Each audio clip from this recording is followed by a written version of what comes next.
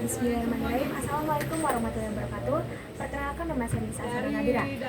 Saya dari SMA Negeri 1 Semangka. Pada kesempatan kali ini, saya sebagai pembicara pertama dengan mosi sebagai negara berkembang dengan potensi maritim, Dewan ini tidak akan menggunakan strategi ekonomi baru. Apa itu ekonomi baru?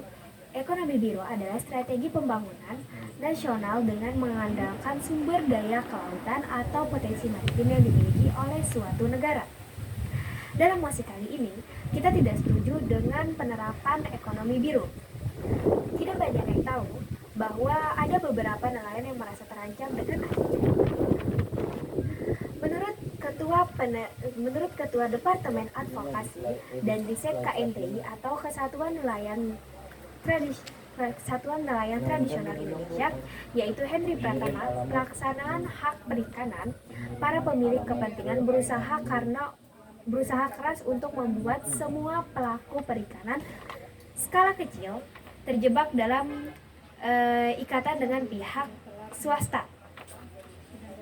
Hal itu kita lihat dari pengaturan kuota jumlah tangkapan ikan yang menjadi hak dari individu dan swasta dan bisa dipindah tangankan. Pada dasarnya itu adalah upaya untuk keluar dari kritikan publik. Dan menurut Ketua Harian DPP KNTI yaitu Martin Hadiwinata, pengelolaan perikanan berbasis hak ikut memengaruhi pengaturan wilayah pesisir dan pulau-pulau kecil. Menurut dia, semua hal yang terjadi seperti yang disampaikan dengan jelas oleh Henry muncul setelah kerangka model pemanfaatan ekonomi biru ini digaungkan dengan label ekonomi biru berkelanjutan.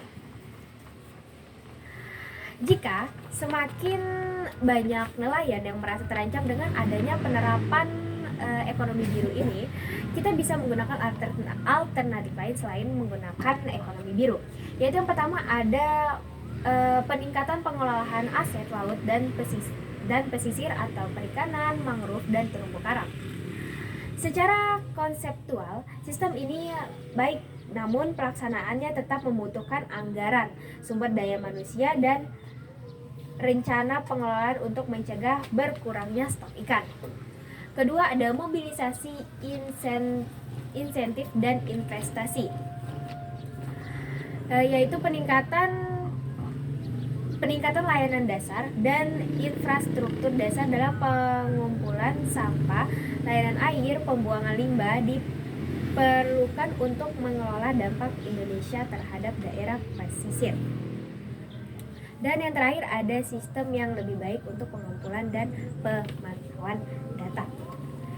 Jadi itu saja yang dapat saya sampaikan mengenai mosi hari ini. Sekian, wassalamualaikum warahmatullahi wabarakatuh.